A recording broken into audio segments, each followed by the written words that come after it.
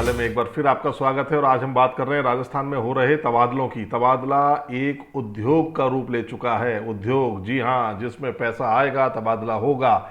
Money money money money money की स्थिति चल रही है राजस्थान के अंदर। डिपार्टमेंट कोई भी हो, बिना पैसे के काम नहीं हो रहा। चाहे आप कितनी ही ट्रांसपेरेंसी कर लें, भ्रष्टाचार का बोलबाला बहुत ज़बरदस्त है। और इस समय सबसे ज़्यादा जो भ्रष्टाचार की शिकायतें आ रही हैं, देखिए मैं आपको बताता हूं कि पीडब्ल्यूडी हो, खान विभाग हो या जलदाय विभाग हो, इसके अंदर भ्रष्टाचार की शिकायतें हमेशा आती है। लेकिन राजस्थान के दो जो इंपॉर्टेंट डिपार्टमेंट होते हैं, एक तो होता है रेवेन्यू जिसमें पटवारियों के ट्रांसफर होते हैं, और एक होता है डिपार्टमेंट एजुकेशन जो सबसे बड़ा डिपार्टमेंट होता है ट्रांसफर के हिसाब से।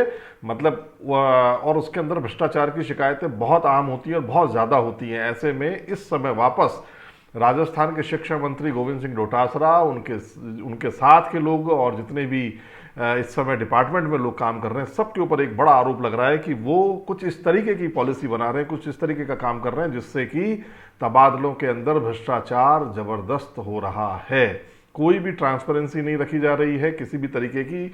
इसकी देखिए मैं बताऊं, अभी राजस्थान सरकार ने थर्ड ग्रेड ट्रांसफर खोले हैं। मतलब थर्ड ग्रेड के जो टीचर्स के ट्रांसफर एक लंबे टाइम से नहीं हो रहे थे, उनको खोले हैं। और उन्होंने प्रतिबंधित जिलों से भी ट्रांसफर खोल दिए हैं कि अपने जिलों में आ जाएं।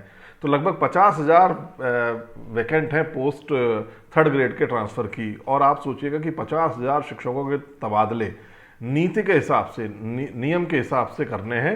तो नियम के हिसाब से तो तबादले किसी भी सरकार के अंदर नहीं होते, आप देखिएगा। लेकिन इस समय मैं आपको बहुत छोटी सी बात बताता हूँ एजुकेशन डिपार्टमेंट की।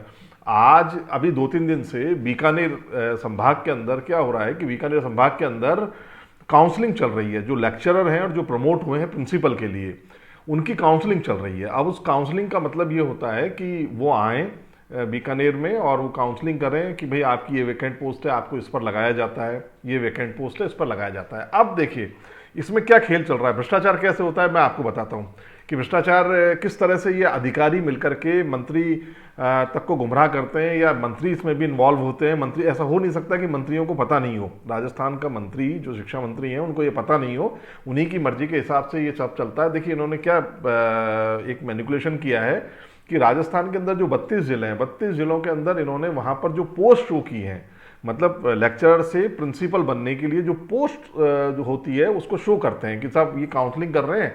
तो उसमें ये होता है कि जैसे मान लीजिए मैं लेक्चरर और मेरा प्रिंसिपल के ऊपर पद चयन हुआ है, तो मुझे काउंसलिंग के माध्यम से बीकानेर पहले बुलाया जाता है और फिर कहा जाता है कि सर ये सीटें वैकेंट हैं और इस वैकेंट में से आप चुन लीजिए, प्रायोरिटी के हिसाब से आप इसमें भर दीजिए।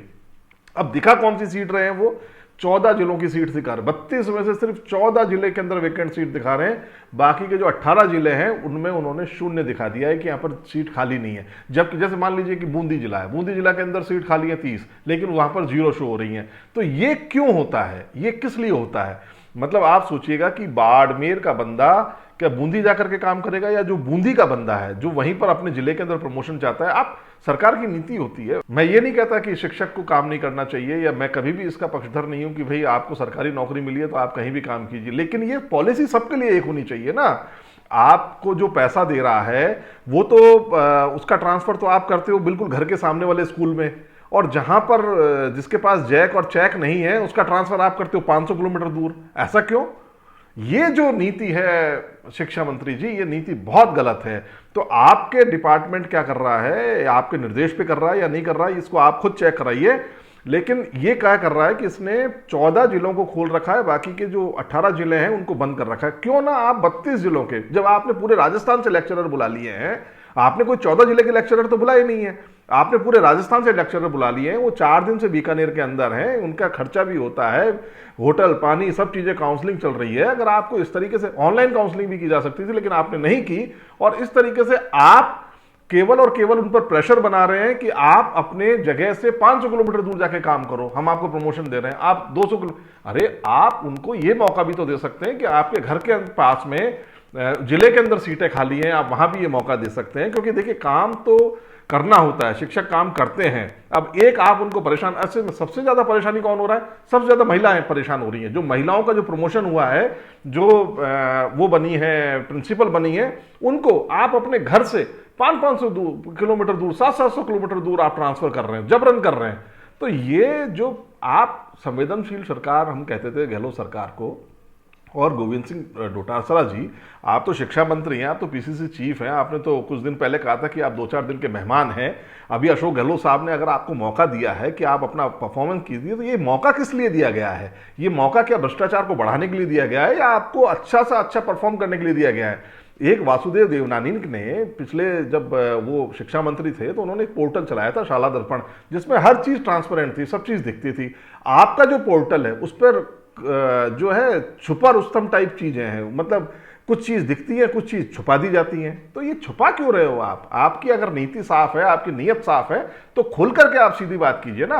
आप महिलाओं को, दिव्यांगों को, विधवाओं को, इनको परेशान क्यों कर रहे हो? आप परेशान करने की सरकार नहीं है ये। और एक चीज आप समझिएगा, हमेशा मैं हमेशा से कहता आया हूं कि शिक्षक अगर संतुष्ट नहीं होता है, जिस सरकार में शिक्षक वर्ग, जिस सरकार में अध्यापक वर्ग, जिस सरकार में एजुकेशन का सिस्टम सही नहीं होता है, वो सरकार दोबारा कभी रिपीट नहीं करती। मैं कह रहा हूं शिक्षा मंत्री हार जाते हैं। शिक्षा मंत्री, आप सोचिएगा, शिक्षकों के अंदर इतना बल है, क्योंकि शिक्षक क्या है, ग्रास रूट से जुड़ा हुआ है, गांव गांव से जुड़ा हुआ है, ढाणी ढाणी से जुड़ा हुआ है। तो शिक्षा मंत्री जी, मेरा तो यही कहना है कि देखिए, तबादलों के वो अपने स्तर पर देखिए, भ्रष्टाचार की कम से कम गुंजाइश हो, इसको देखिए।